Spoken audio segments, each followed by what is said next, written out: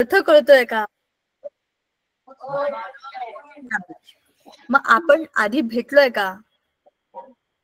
नाही भेटलोय. चला, नशीब आली तुमची गाडी आता ट्रॅकवर. मला झोप बीप आली असेल तर सगळी उडून जाईल, कारण आपण अभ्यास करणार तर आपण गप्पा मारणार. तुम्ही नुसतं ऐकत राहाल, मी नुसते बोलत राहीन, असा अभ्यास करून काही उपयोग नाही. आपण सगळ्यांनी एकमेकांशी गप्पा मारायला पाहिजे आणि गप्पा मारत मारत अभ्यास करायला पाहिजे. लक्षात पण राहील, झोप पण येणार नाही, काम सोपं होईल आपलं. काय म्हणताय, हो की नाही? गुड, शाबाश. तर आपल्या लेक्चरला सगळ्यात पहिल्यांदा तर लक्षात ठेवा की कोणाचंच कोणतंच उत्तर चुकीचं नाही. आपल्याला जे काही वाटेल ते आपण सांगायचं. सगळंच थोडी आपल्याला माहिती असतं. काही गोष्टी आपण बोलल्यावर कळतात, काही गोष्टी ऐकल्यावर कळतात, बाकीच्या गोष्टी शिकवायला पुस्तकं आहेतच. तर तसा आपला अभ्यास होईलच. सांगायचा मुद्दा, तुमच्या डोक्यात जे येतं ते पटकन बोलायचं. माईक जवळ यायचं, तुमचा माईक ऑन करायचा आणि बोलायचं. ठीक आहे? आणि जर तुम्हाला करता येत नसेल तर तुमच्या शिक्षकांना सांगायचं, तरच मला समजेल की तुम्ही काय बोलताय. हो की नाही? बरं, हा झाला पहिला मुद्दा. दुसरा, मी तुमचा काय विषय घेणार आहे, आपण कुठल्या विषयावर बोलणार आहे असं तुम्हाला वाटतंय? तुमच्याकडे अंदाज असेल तुम्हाला की आता मी काय घेणार आहे, कुठल्या विषयाचा तास होणार आहे हे तुम्हाला कळलं असेल तर सांगा, आपण कुठल्या विषयाचा अभ्यास करणार आहे.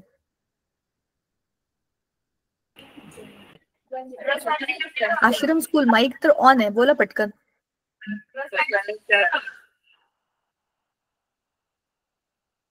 चिंधीचक आश्रम स्कूल. आय डोंट नो कसं नाव आहे हे, कसं म्हणायचं? तुमच्या शाळेचं नाव सांगा बरं.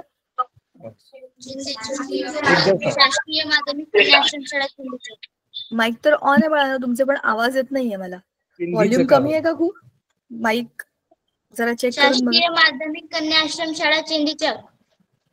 बरं, ठीक आहे. आम्ही मूक अभिनयातनं समजून घेतो माध्यमिक शाळा वगैरे असं काहीतरी बहुतेक त्या म्हणतात. एनिवेज, कारण आवाज काहीच आला नाहीये. चिंधीचक असा दिसतंय पण आवाज येत नाहीये. बरं, ठीक आहे. बाकीच्या कोणत्या तरी शाळेतल्या मुलांनी माईक ऑन करून सांगायला हरकत नाहीये. आज आपण कुठल्या विषयाचा अभ्यास करणार आहे, पटकन बोला रे. विज्ञान. शिक्षा दिल्यासारखी येऊन बसू नका, आपण गप्पा मारूया. त्याच्याकरता पुढे आणि बोला पटकन. चित्रकलेचा अभ्यास करायचा का मग?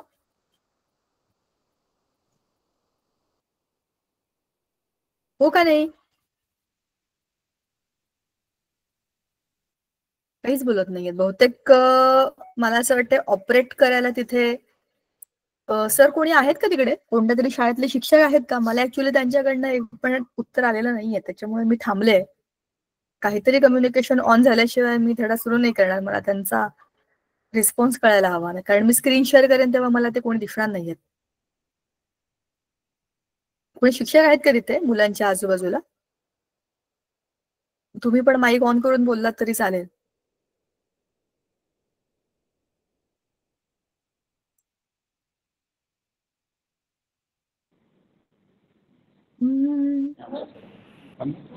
Hello ma'am.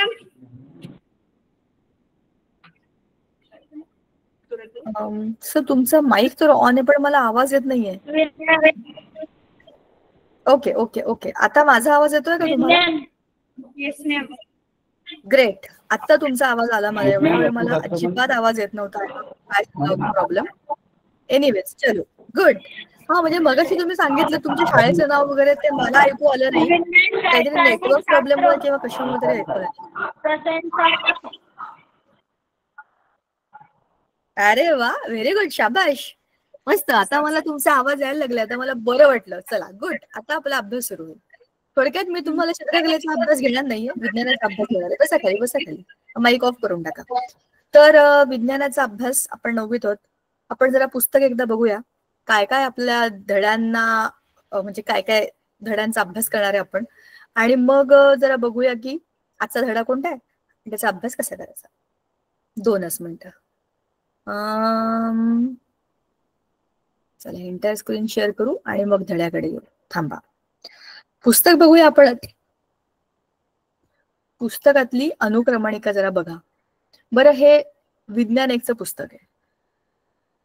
विज्ञान आणि तंत्रज्ञान इयत्ता 9वी हे तुमचं पुस्तक. हे तुम्हाला तुमच्याकडे असेल, मिळालं असेल तुम्हाला आतापर्यंत. जरा एकदा जरा आपण ओव्हरव्ह्यू बघूया आपल्याला कोणत्या कोणत्या धड्यांचा अभ्यास करायचा आहे या वर्षभरामध्ये. त्यातले मी कोणते घेणार, तुम्ही कुठले, बाकीचे शिक्षक तुम्ही त्यांच्याबरोबर कुठले धडे करणार, हे सगळं तुम्हाला समजेलच. एक मिनिट हा, थोडं जरा मागे पुढे चाललं होतं बरं का हे. हा, अरे नहीं नहीं नहीं, कुछ तो गडबड हो गई.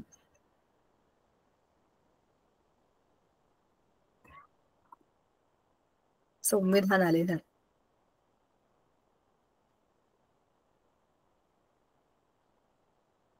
तुम्हाला स्क्रीन दिसते ना? हा बघा, इथे आपल्या सगळ्या धड्यांची नावं आहेत. अनुक्रमणिका बघा. अच्छा, एक खूप महत्वाची गोष्ट, 9वीचे सगळे धडे 10वीच्या सगळ्या धड्यांचा बेस आहे. 9वीचे धडे तुमच्या 11वी-12वीच्या धड्यांचा पण बेस आहे. आणि 9वीचे धडे तुमच्या 8वीच्या धड्याचा पुढचा भाग आहे. त्याच्यामध्ये आता अशा टप्प्यावर आहेत की जिकडे तुमच्या पिशवीत काही सामान आहे आणि पुढे तुमची पिशवी भरणार आहे, तर तुमची पिशवी नीट धरून ठेवा. त्या पिशवीमध्ये तुमचं सगळं सायन्स जे तुम्ही टाकलंय की नाही आतापर्यंत, त्याच्यात आता खूप भर पडेल यावर्षी. आणि ह्याच सगळ्या कन्सेप्ट पुढच्या वर्षी जाऊन मोठ्या होतील आणि 11वी तर फार मोठ्या होतील. सो तुमचं 9वीचं वर्ष विज्ञानाच्या बाबतीतलं खूप महत्वाचं वर्ष आहे. कोणतीच गोष्ट सोडू नका. कुठलाच धडा मला कळला नाही, समजलं नाही, काय बोर आहे, काय कठीण आहे, मी नंतरच करतो, ऑप्शनला टाकतो, असं काहीच उपद्व्याप करू नका. याचा त्रास नंतर होईल तुम्हाला. जितकं समजेल तितकं कन्सेप्च्युअल आणि इझी पद्धतीने सगळं समजून घेण्याचा प्रयत्न करा. बघा, एकूण 18 धडेत वर्षभरामध्ये अभ्यासायचे. आपण 9वीत आहे त्याच्यामुळे 9-9 असे 2 भाग करता येतात. पहिल्या टर्म मध्ये 9, दुसऱ्या टर्म मध्ये 9. पहिला धडा आहे गतीचे नियम. न्यूटन बाबांनी आपल्याला गतीचे नियम दिलेत. ते नियम, त्याच्यानंतर ग्रॅव्हिटेशन, अशा सगळ्या मूलभूत संकल्पना विज्ञानाच्या या धड्यामध्ये येतात. थोडासा धडा आपल्याला कठीण जातो कारण की याच्यामध्ये गणित आहेत, गणित सोडवावी लागतात. त्याच्या गतीच्या नियमांचे काही समीकरण आहेत, ती लक्षात ठेवून त्याच्यामध्ये काय केलं की काय होईल, काय केलं की काय होईल, असं डोकं चालवावं लागतं. नियम सोपे आहेत, अर्थ सोपे आहेत, ऍप्लिकेशन सोपं आहे. फक्त गणिताच्या बाबतीत थोडं जरा डोकं चालवावं लागतं. कार्य आणि ऊर्जा हा धडा आपल्याला मागच्या वर्षी बल, दाब आणि बल असं कसं जे होतं की नाही तशासारखं आहे.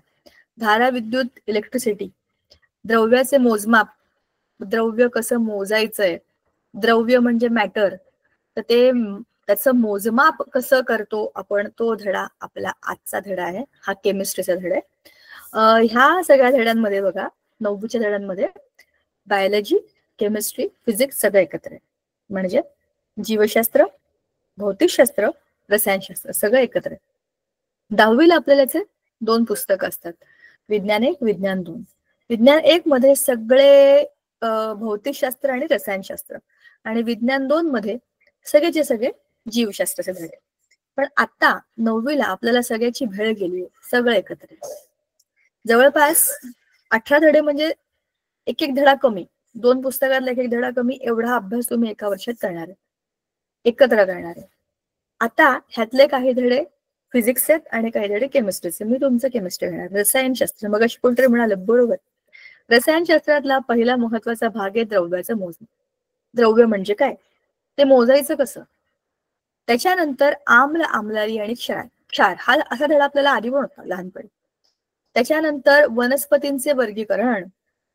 9वीला तुम्हाला वनस्पतींचं वर्गीकरण आहे, 10वीला तुम्हाला प्राण्यांचं वर्गीकरण आहे. तो प्राण्यांचं वर्गीकरण तर कसा हॉरिबल धडा आहे की तुम्हाला अशी अशी नावं त्याच्यामध्ये लक्षात ठेवायची आहेत, नवी नवी नावं आहेत. ती प्रॅक्टिस केली, लिहिली की मग ती चांगली येतात. पण ते सुरुवातीला ऐकून ते काय हे काय हे काय असं होतं. असेच काही शब्द आपल्याला या धड्यामध्ये पण येतील कारण ते वनस्पतींची नावं आहेत, ती आपण ठेवलेली नाही आहेत. मग परिसंस्थेतील ऊर्जा प्रवाह. ऊर्जा प्रवाह आपल्याला माहिती आहे, लहानपणापासून आपण एक गोष्ट शिकलोय, प्रकाश संश्लेषणातनं वनस्पती स्वतःचं अन्न स्वतः बनवतात. ते प्राथमिक भक्षक खातात, त्यांना द्वितीय भक्षक खातात, त्यांना तृतीय भक्षक खातात, आणि असं करता करता अन्न साखळी पूर्ण होते. आपल्या परिसंस्थेमध्ये असलेली अन्न साखळी म्हणजे ऊर्जेचा प्रवाहच आहे ना. कुठून तरी ऊर्जा, एनर्जी ही निर्मित होते आणि ती फिरते. पण परिसंस्थेमध्ये अजूनही बाकीच्या भरपूर गोष्टी होत असतात. त्याचा अभ्यास हा धडा आहे. उपयुक्त आणि उपद्रवी सूक्ष्मजीव हे तर आपल्या आजूबाजूला आहेतच. आत्ताचा हा जो काळ आहे ना, हा जो काळ आत्ताचा पावसाळ्याचा, म्हणजे आता धड पावसाळा पण नाही, धड उन्हाळा पण नाही. या वर्षीचा सगळा पाऊस तर उन्हाळ्यात पडला, मे महिन्यामध्ये. मग आता जी परिस्थिती आहे ती ह्या धड्याच्या अभ्यासाकरता बेस्ट आहे बघा.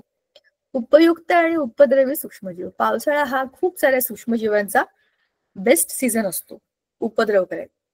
केव्हाही तुम्ही बघा, तुम्ही शाळेमध्ये कोणत्याही दिवशी जा, कोणत्या वर्गात जा, कोणतरी सर्दी खोकला तापवाला मुलगा असतोच.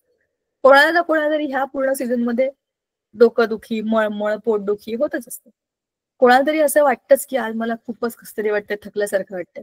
हा काळच सूक्ष्मजीवांच्या उत्पत्तीचा काळ असतो, प्रजननाचा काळ असतो, पाऊस पडलेला असतो आणि सगळ्यांना आपलं सूक्ष्मजीवांना आपली रेस कंटिन्यू करायची असते. त्याकरताचा हा बेस्ट सीझन असतो त्यांचा, आपला नाही. आपल्याला विनाकारण याच्यामध्ये ताप येतो, सर्दी होते, डोकंदुखी होते, हे सगळं आपल्याला होतं. त्याच्यावर पाण्यातले पण अनेक रोग असतात, तेही होतात. पण म्हणजे हे सगळे उपद्रवी सूक्ष्मजीव आहेत, ह्यांच्याबरोबर उपयुक्त सूक्ष्मजीव पण असतात. त्याच्यामुळे आपली स्वतःची इम्युनिटी किंवा आजूबाजूचा परिसर आणि या उपद्रवींना खाणारे उपयुक्त, आपल्या शरीरामध्ये चांगले परिणाम करणारे उपयुक्त जसे दह्यामध्ये असतात किंवा फर्मंट केलेल्या म्हणजे आंबवलेल्या पदार्थांमध्ये असतात, असे जे उपयुक्त सूक्ष्मजीव आहेत ते कसे असतात, ते काय असतात, तर आपण काय करू शकतो ह्या सगळ्याचा हाताळण्यात. पर्यावरणीय व्यवस्थापन. पर्यावरण ज्याशिवाय आपलं आयुष्य इनकम्प्लीट आहे, त्याचं व्यवस्थापन कसं करायचं. बघा, विचार करून ठेवा, हे सगळे धडे तुम्हाला का दिले असतील. तुमच्याच आजूबाजूला असलेल्या सगळ्या गोष्टींचं ज्ञान तुम्हाला व्हावं असं सगळे धडे बघा. माहिती संप्रेषण तंत्रज्ञान प्रगतीची नवी दिशा, याच्याशिवाय तर आजकाल काही विषयच नाहीये. तुम्हाला एक खरा किस्सा सांगते बरं का. एक आपण इंटरनेटवरती वस्तू मागवतो की नाही, अशा एका वेबसाईटवरनं मी सामान मागवलं, तर ते सामान आलं नाही वेळेवरती. तर मी फोन केला. जनरली आपण फोन केल्यावर विचारतो ना, ते तिकडनं बोलतात त्यांच्या कॉल सेंटरवाले, हा बोलिये, हम आपकी क्या सहायता कर सकते. माझ्याशी बोलणारी AI वाली बाई होती. मला एवढं आश्चर्य वाटलं, म्हणलं आई शपथ, सामान आपण होम डिलिव्हरी घेण्याकरता जे आपल्या ऍपवरून काहीतरी सामान मागवतो, त्याच्यामध्ये आता बोलण्यासाठी AIचा वापर करून लोक, म्हणजे तिथे जे लोक आधी काम करत होती कॉल सेंटरवाली, ती आता नाहीये. तिथे सिस्टीम मध्ये फीड केलंय की ह्याचा हा प्रश्न असेल तर हे उत्तर द्यायचं, हे वाक्य असेल तर हे उत्तर द्यायचं. आणि मी चिडले होते, म्हटलं माझं सामान बरोबर वेळेवर आलं नाही. तर ती बाई मोडके तोडके हिंदीमध्ये म्हणाली, मैं आपकी समस्या समज सकती हूँ, नोटेड. आणि ती असं बोलली, हसवलं. आई शपथ, म्हणलं आता ही हा प्रॉब्लेम पण सॉल्व्ह करणार आहे का. मी जे बोलत होते ते तिला कळत होतं. बघा, ती काही ह्युमन नाहीये, ती माणूस नाहीये, पण तिला समजत होतं की मी काय बोलतेय. त्याच्यामध्ये काय काय डेटा फीड केला असेल की इंडियन बायका अशा असं बोलतात, इंडियन माणसं असं असं बोलतात, जनरली लोकांच्या ह्या शंका असतात, ह्या शब्दांचे अर्थ हे असतात, हो की नाही. शेवटी मी म्हटलं थँक्यू. त्याच्यावर ती पण म्हणाली, आपका दिन शुभ जाय, थँक्यू. मला फार कौतुक वाटलं आणि आश्चर्य पण वाटलं. तर ते माहिती संप्रेषण तंत्रज्ञान म्हणजे टेलिकम्युनिकेशन टेक्नॉलॉजी आणि प्रगतीची नवी दिशा बरोबरच आहे. आताच्या काळामध्ये आपल्याकडे सगळीकडे ई-व्हेकल्स फिरतात, म्हणजे पेट्रोल डिझेलवर चालणाऱ्या गाड्या प्रदूषण करतात आणि हे संपणारे इंधन, हे सगळं आपल्याला माहिती होतं. मग आता आपल्याकडे आल्या आहेत इलेक्ट्रॉनिक गाड्या, electronic bike, electronic car, electronic buses, हिरव्या रंगाच्या नंबर प्लेटवाल्या गाड्या, त्या सगळ्या टेक्नॉलॉजीचा वापर करून इलेक्ट्रॉनिक व्हेकल्स आहेत. ह्याच्या पुढे जाऊन हवेमध्ये उडणाऱ्या गाड्या, चिंताच नाही. मला तसं वाटतं गाडीमध्ये तरी कशाला बसायचं, पाठीला एक गॅजेट लावून घ्यायचं, बटन दाबलं की जायचं उडत, चिंताच नाही ना. माझी एकटी मी कुठेही फिरू शकते. सांगायचा मुद्दा, भविष्यामध्ये खूप प्रगती वेगळ्या पद्धतीने होणार आहे, खूप स्मार्ट होणार आहे. आणि तुमच्या म्हातारपणाच्या काळामध्ये काय माहिती भारतामध्ये काय परिस्थिती असेल, आम्ही तर तेव्हा मोस्टली नसूच, पण तुम्हालाच इतक्या नव्या नव्या गोष्टी दिसतील की ज्या फास्ट डेव्हलपमेंटमध्ये आपलं जग चाललंय. कोरोनानंतर तुम्ही बघा ना, कितीतरी गोष्टी काय फास्ट बदलल्या आहेत. आधी त्या शाळेमध्ये फोन नेणं अलाउड नव्हतं, आता फोनमध्येच होमवर्क येतोय. तुम्ही ही गोष्ट टाळू शकत नाही. आणि हा सगळा प्रगतीचा चेहरा मोहरा जो बदललाय, तो पुढे आणखीनच फास्ट बदलणार आहे. तर हे माहिती संप्रेषण तंत्रज्ञान, प्रकाशाचे परावर्तन, हा आपला जुना ऐतिहासिक धडा आहे. म्हणजे हा आम्ही पण आमच्या लहानपणी अभ्यासला होता. प्रकाशाचे परावर्तन, प्रकाश ज्याच्याशिवाय आपल्याला कुठलीच गोष्ट दिसत नाही आणि प्रकाशाचं परावर्तन होतं, अपवर्तन होतं, हे त्याचे कॅरेक्टरिस्टिक्स आहेत. आणि याचा खूप इंटरेस्टिंग अभ्यास आहे. याचा वापर करून खूप साऱ्या आपल्या मोबाईलमध्ये जे आपण फोटो काढतो की नाही, त्या फोनमध्ये जी डेव्हलपमेंट झाली आहे कॅमेऱ्यामध्ये, सगळे त्याच्यामधल्या लाईट, त्यातल्या लेन्सेस आणि त्याचे फीचर्स, ह्या सगळ्याचा वापर आहे. आपल्या डोळ्यामध्ये पण लेन्स आहे, म्हणून तर आपल्याला ते असं दिसतं ना, डोळे छोटे मोठे करून आपण बघतो जवळची लांबची गोष्ट. हे कशामुळे? कारण डोळ्यामध्ये आपल्या लेन्स आहे. त्याच्या पुढे आहे ध्वनीचा अभ्यास. 8वीला पण ध्वनी होता, 7वीला पण ध्वनी होता, 6वीला पण ध्वनी होता. ध्वनी काही पिच्छा सोडत नाही. ध्वनीचा अभ्यास का करायचा? ध्वनीचा अभ्यास करून सुद्धा लोक एवढे मोठे मोठे डीजे लावून नाचतात. बघा, विचार करा, काय त्याचा उपयोग आहे? ध्वनीचा अभ्यास काय या धड्यामध्ये पुढचा टप्पा आहे, समजून घ्यायचा आहे. आणि ह्या पूर्ण पुस्तकातला माझा आवडता धडा कार्बन, एक महत्वाचं मूलद्रव्य. फॅन्टॅस्टिक माणूस आहे हा कार्बन.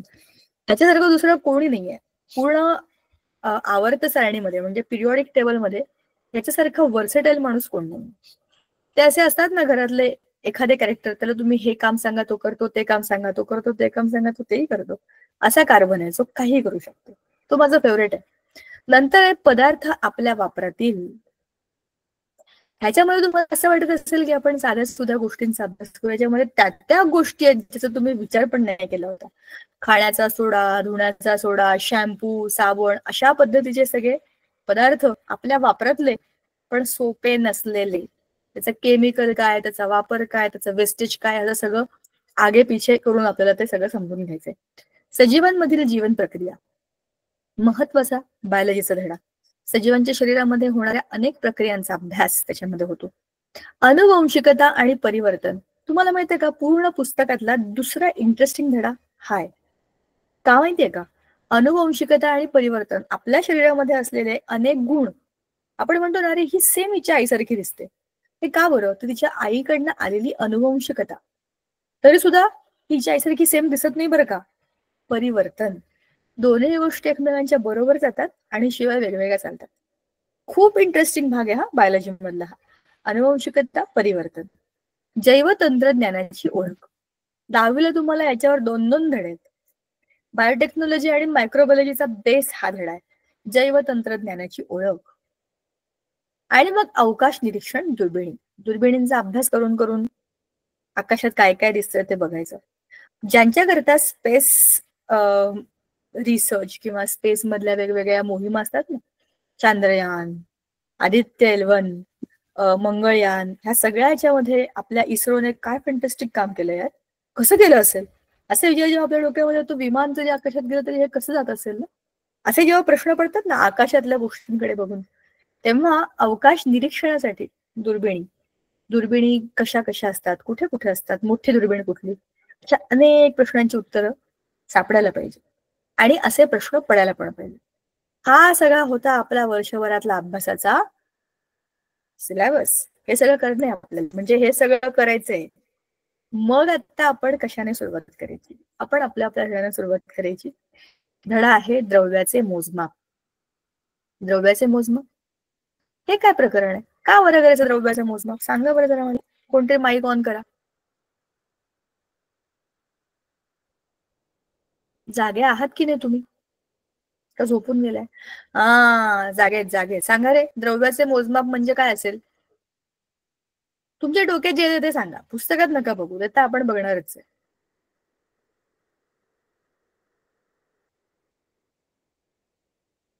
उत्तर दिलं तर मी एक व्हिडिओ दाखवेन, उत्तर दिलं नाही तर मी दाखवणारच नाही.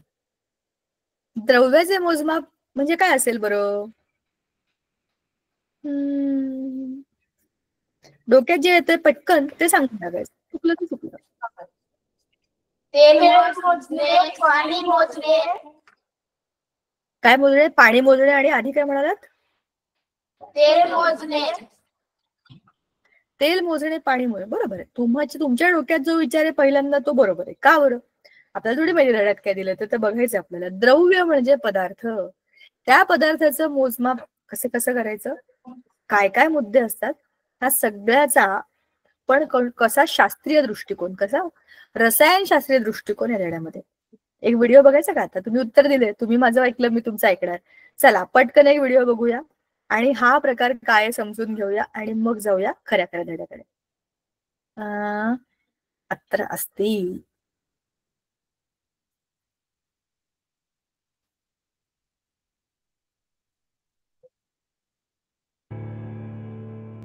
आवाज येतोय का सांगा?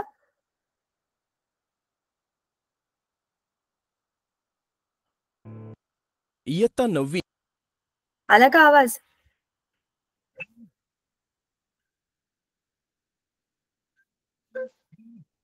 हो का नाही?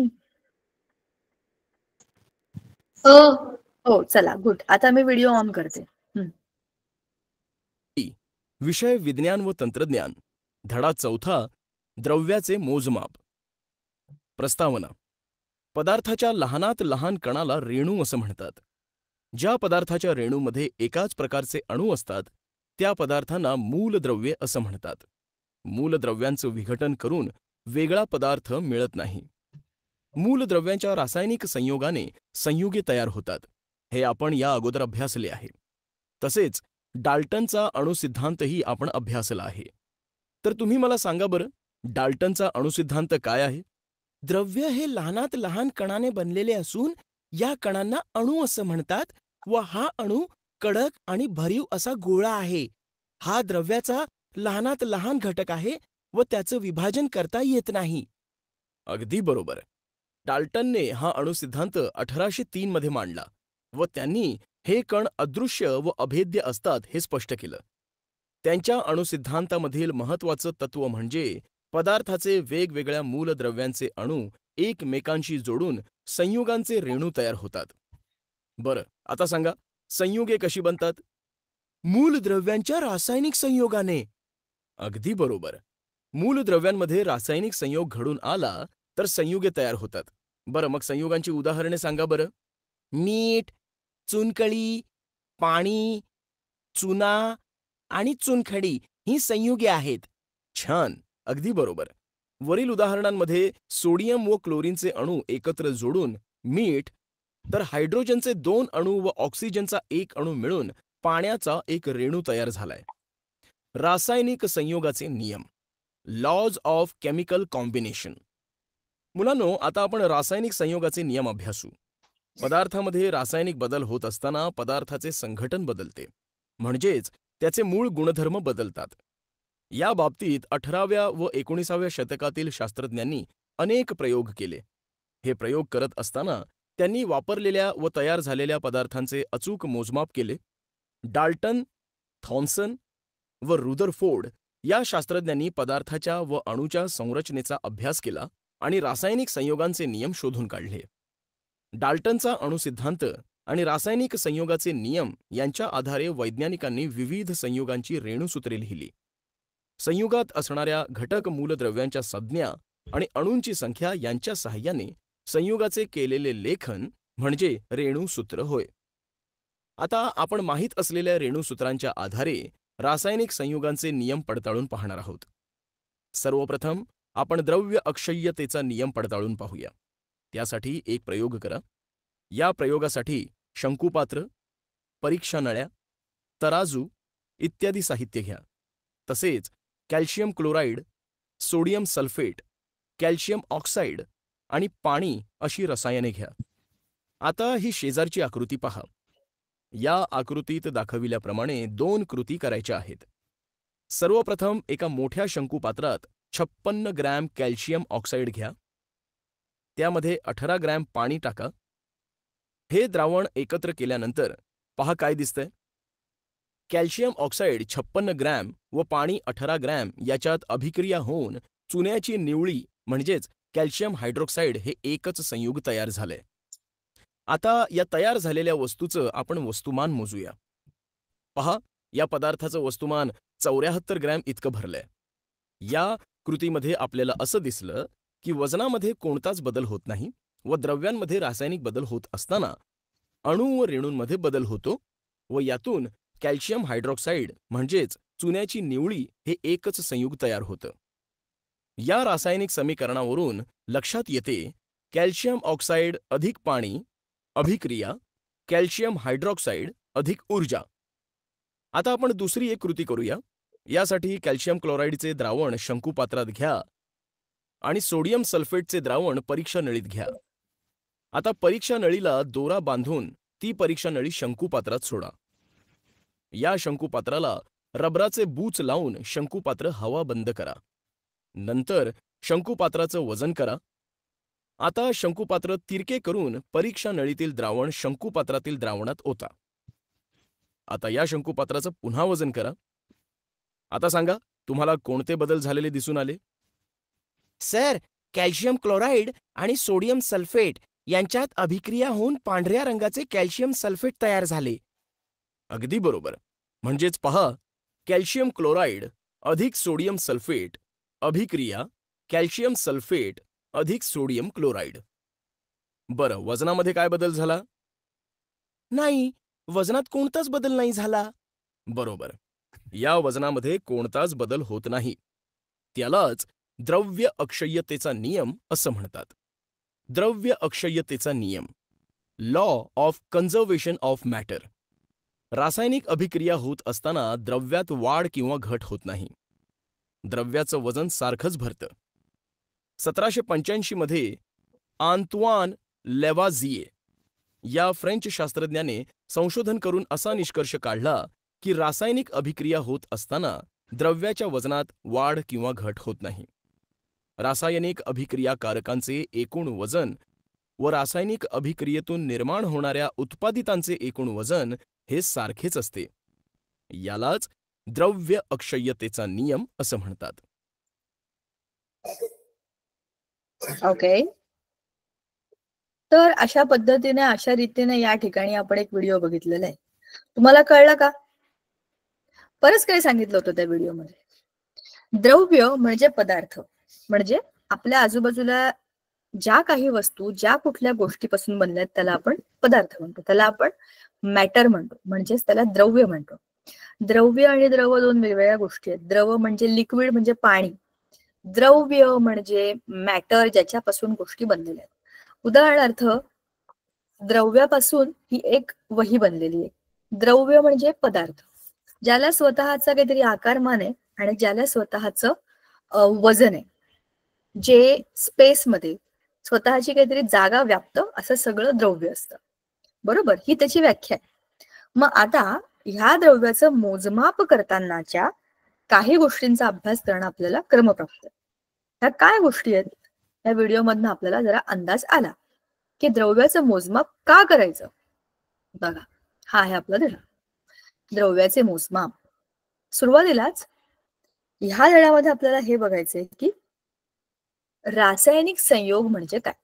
मगाशी आपण एक गोष्ट बघितली की आपल्या आजूबाजूला असलेल्या गोष्टी एकतर त्या शुद्ध असतात किंवा त्या दोन गोष्टी एकमेकांशी रासायनिक संयोग करून तिसरी गोष्ट बनते, किंवा त्यांचं फक्त एक मिश्रण असतं. जेव्हा रासायनिक संयोग होतो तेव्हा नक्की काय होतं? त्याच्यामध्ये आपल्याला द्रव्य अक्षय्यतेचा नियम हा आत्ता जो आपण बघितला तो आहे. त्याच्यानंतर स्थिर प्रमाणाचा नियम, एकाधिक प्रमाणांचा नियम. एक मिनिट, ह्याच्या आधी आपण जरा पुस्तकामध्ये पण या गोष्टी काय आहेत त्या जरा बघूया आणि याची सुरुवात कुठून होते ते बघूया. आपल्याला हे माहितीये की एखादा पदार्थ त्याच्या सगळ्यात छोट्या अणूपासून बनतो. अणू जेव्हा एकत्र येतात तेव्हा रेणू बनतात, बरोबर. मग हे अणू जेव्हा एकत्र येऊन रेणू बनवतात, म्हणजेच काहीतरी रासायनिक अभिक्रिया होते, तेव्हा काही नियम पाळले जातात. त्यातला सगळ्यात पहिला आहे रासायनिक संयोगाचा नियम. आता ह्याची आपल्याला आपल्या व्हिडिओमध्ये सुद्धा दोन कृती करून दाखवल्या. बघा, सुरुवातच धड्याची प्रयोगाने होते की तुम्हाला एक प्रयोग करायचा. काय प्रयोग करायचा आहे बघा, की साहित्य एक शंकुपत्र घेतलं, परीक्षा नळ्या घेतल्या, तराजू घेतला आणि तुम्हाला वजन करायचंय. वजन करायचे दोन गोष्टींचे आणि त्यांना मिक्स करायचे, काय होतंय ते बघायचंय. हा तुम्हाला प्रयोग कळला. हे तुमचं वजन काटा आहे, त्याच्यामध्ये तुम्ही एक शंकुपात्र घेतलं, त्याच्यामध्ये एक टेस्ट ट्यूब ठेवली, खाली आहे तुमचे कॅल्शियम क्लोराईडचं द्रावण आणि वरती आहे सोडियम सल्फेटचं आतलं द्रावण. जेव्हा तुम्ही याला असं उलट कराल, म्हणजे त्याला असं शेक कराल, तर काय होईल? ह्याच्या आतमधलं जे द्रव आहे ते खाली जाईल, बरोबर. हे दोन्ही जेव्हा मिक्स होतील तेव्हा काहीतरी रासायनिक अभिक्रिया होईल आणि ते आपल्याला कशी दिसेल? आधी हे हिरव्या रंगाचं द्रावण होतं, तर ते पांढऱ्या रंगाचं झालं. अवक्षेप म्हणजे प्रेसिपिटेट, खाली पांढऱ्या पांढऱ्या रंगाचं काहीतरी असं घट्ट घट्ट जमा झालं.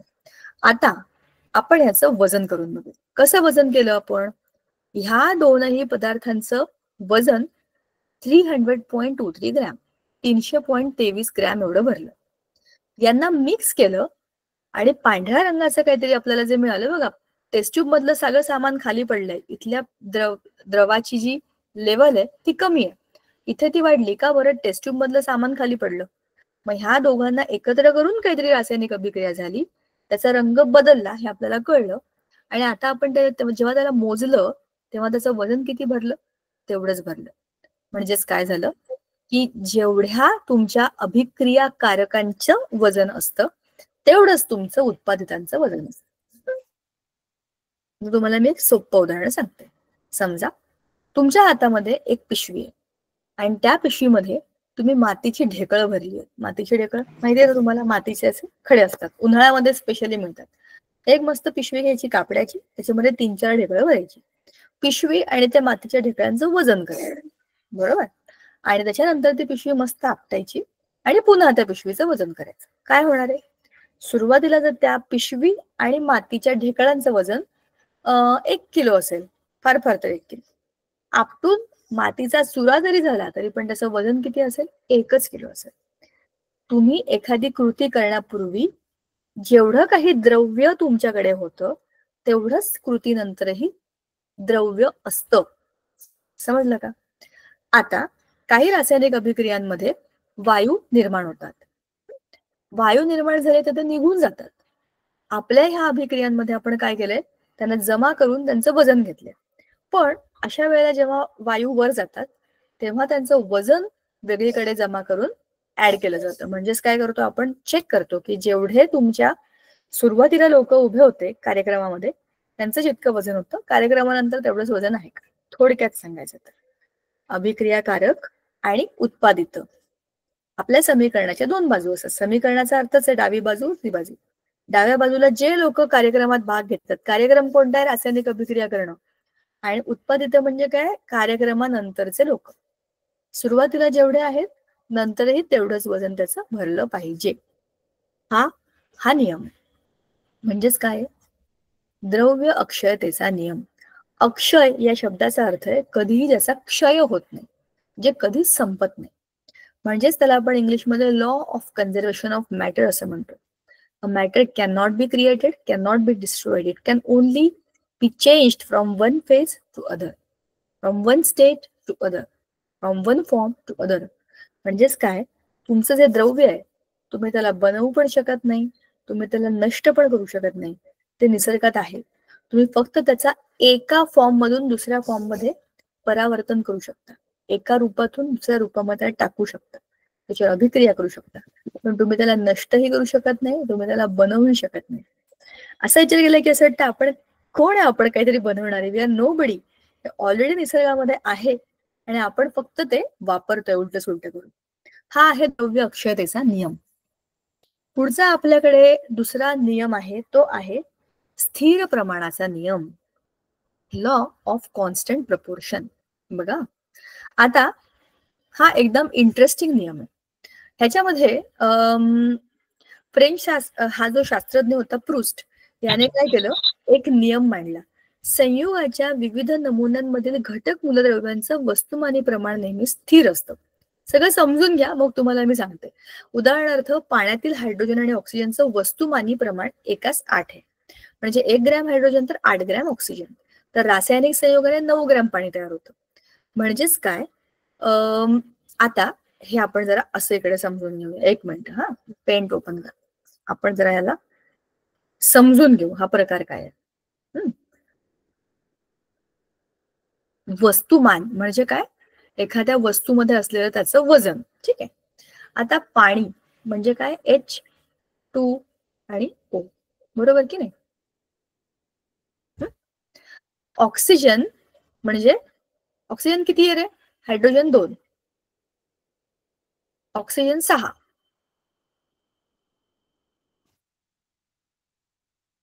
सहा आणि 2 किती झाले? 8, बरोबर ना? बरोबर ना? 6 + 2 8. हे झालं याचं वस्तुमान. आता ह्या H2O मध्ये 1 ऑक्सिजन 2 हायड्रोजन.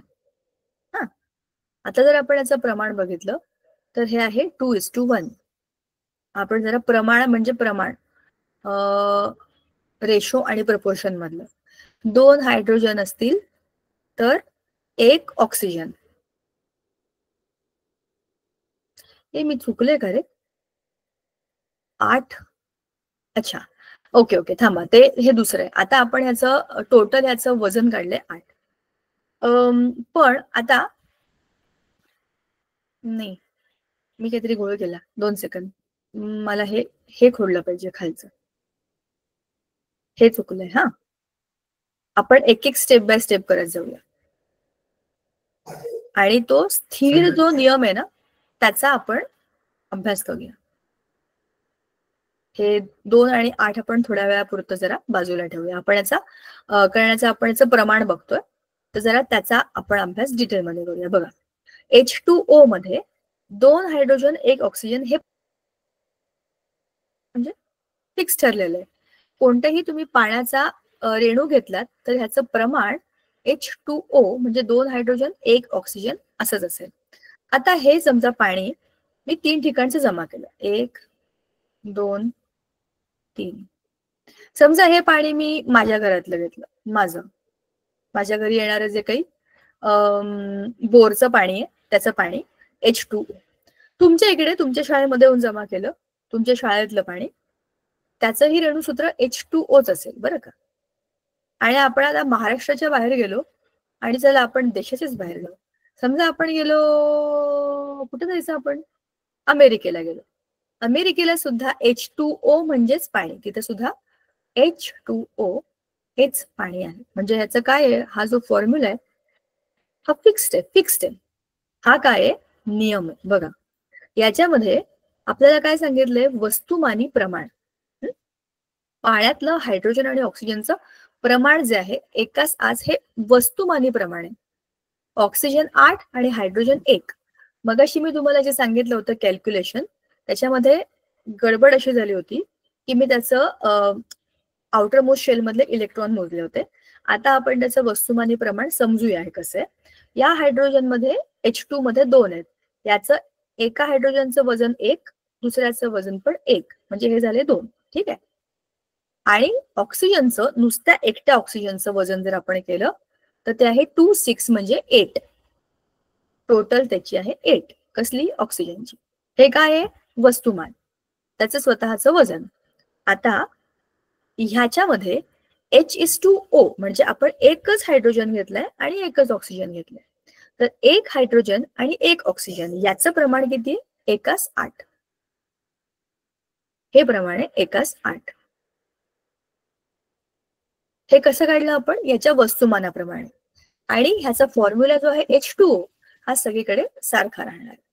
हे 1:8 प्रमाण माझ्या घरातलं पाणी घ्या, तुमच्या शाळेतलं पाणी घ्या किंवा अमेरिकेतलं पाणी घ्या, कुठलंही पाणी घ्या, त्या पाण्यामध्ये ऑक्सिजन आणि हायड्रोजन ह्या 2 मूलद्रव्यांची रासायनिक अभिक्रिया होतानाची जी प्रमाणाची व्हॅल्यू असेल ती असेल 1:8. म्हणजे 1 वजन असेल हायड्रोजनचं तर 8 वजन असेल ऑक्सिजनचं. हे झालं त्याचं वस्तुमानी प्रमाण. आणि हे स्थिर असतं त्या संयुगाचं. आता हे आपण मूलद्रव्यांचं बोलत नाहीये, हे आपण बोलतोय संयुग. संयुग म्हणजे काय? जेव्हा 2 किंवा अधिक मूलद्रव्य रासायनिक अभिक्रिया करतात तेव्हा त्यांची एक विशिष्ट मांडणी होते आणि एक नवा पदार्थ बनतो, त्याला आपण संयोग म्हणतो. बरोबर. आता आपण जे बोललो ते आपण बोललो H2O या संयोगाबद्दल. असंच CO2, NH3, C6H12O6, कोणतंही म्हणा तुम्ही, कोणतेही संयोग म्हणा, त्यातल्या ह्या मूलद्रव्यांची प्रमाणाची संख्या फिक्स असेल कायम. हा आहे आपला स्थिर प्रमाणाचा नियम. ठीक आहे. आपल्या पीपीटी मध्ये पण बघितला. स्थिर प्रमाणाचा नियम काय म्हणतो? शुद्ध रासायनिक कंपाऊंड म्हणजे मूलद्रव्य त्यांची रचना नेहमी सारखी असते. त्याचा स्रोत किंवा त्याची बनवण्याची पद्धत विचारात नाही घेतली. स्रोत म्हणजे माझ्या इकडचं तुमच्या इकडचं कुठलंही, किंवा जरी आपण त्याला लॅबमध्ये बनवलं, H2O आपण लॅबमध्ये बनवू शकतो किंवा बाहेरूनही घेऊ शकतो. कुठूनही घेतलं तरी H2O म्हणजे पाणी आणि त्याच्यातल्या ज्या काही 2 मूलद्रव्यांची वजनाची संख्या आहे म्हणजे जे प्रमाण आहे ते फिक्स असेल. हा नियम सांगतो. कळला का? खूप हेवी झालाय का? ह्याच्या पुढचा नियम आपण बघूया. तो आहे स्थिर प्रमाणाचा नियम झाल्यानंतरचा आहे आकार, वस्तुमान आणि संयोजन यांच्या बाबतीतला. आणि पुढचा आहे एकाधिक प्रमाणांचा कायदा. हा जो नियम आहे ना, हा 2 किंवा अधिक मूलद्रव्य एकत्र येऊन एकापेक्षा जास्त संयुग तयार करतात तेव्हा एका घटकाचं वस्तुमान दुसऱ्या निश्चित वस्तुमानासह एकत्र होतं किंवा लहान पूर्णसंख्येच्या गुणोत्तरात असतं. आता हे काय पण समजून घ्या. हे बघा, H2O म्हणजे पाणी. जरा वेगळ्या रंगाने लिहिते. हे झालं की आपण थांबूया. H2O म्हणजे पाणी आणि H2O2 म्हणजे हायड्रोजन पेरॉक्साईड. आणि ही दोनही संयुग आहेत आणि दोघांमध्ये पण हायड्रोजन पण आहे, ऑक्सिजन पण आहे, फक्त प्रमाण बदललं. मग याच्यामध्ये जर H2 आणि H2चं प्रमाण काढलं तर सेम आहे, पण याच्यामध्ये ऑक्सिजन एकाच 2 या प्रमाणामध्ये त्याच्यात रासायनिक अभिक्रिया करेल असा त्या नियमाचा अर्थ आहे. एकदम डोक्याला ताण घ्यायची गरज नाहीये, समजून घ्या फक्त. H2 आणि H2O2 अशा 2 गोष्टींना लक्षात ठेवलं तरी पण तुमचा हा नियम तुम्हाला लक्षात राहील की जेव्हा एकाहून जास्त संयुग बनवणारी तीच मूलद्रव्य असतात तेव्हा ते एका विशिष्ट पटीने एकमेकांशी अभिक्रिया करतात आणि ती संख्या फिक्स राहते. आता H2O2चा जर तुम्ही हे बघितलं तर रेशो बघितलं तर 2 हायड्रोजन 2 ऑक्सिजन हाच फिक्स राहणार आणि H2Oचा 2 हायड्रोजन 1 ऑक्सिजन असाच फिक्स राहणार आहे. पाणी वेगळं, हायड्रोजन पेरॉक्साईड वेगळं, याचे गुणधर्म वेगळे, त्याचे गुणधर्म वेगळे, पण दोघंही त्यांच्या मूलद्रव्यांच्या बाबतीत बघितलं तर समान आहे आणि दोघंही लिक्विड आहेत. काही समानता आहेत पण रासायनिक प्रॉपर्टीज या वेगळ्या आहेत. आजच्या पुरता आपण आज इथे थांबूया. पुढच्या वेळेला आपण ह्याचा डिस्कस करू आणि नव्याने पुढे जाऊ. ठीक आहे? असं आपण जे काही शिकलो तुम्हाला थोडंफार तरी कळलं का रे? थोडंफार तरी कळलं का? तर सगळे डोक्यात समजलं ना? एवढं कठीण नाहीये. हा धडा एकदा बघा, समजून घ्या, वाचा, मग तुम्हाला समजेल. पुढचा पार्ट या धड्यातला फार इंटरेस्टिंग आहे, तेव्हा त्याच्यासाठी आपण पुन्हा भेटू. ठीक आहे? आज थांबायचं? हो मॅम.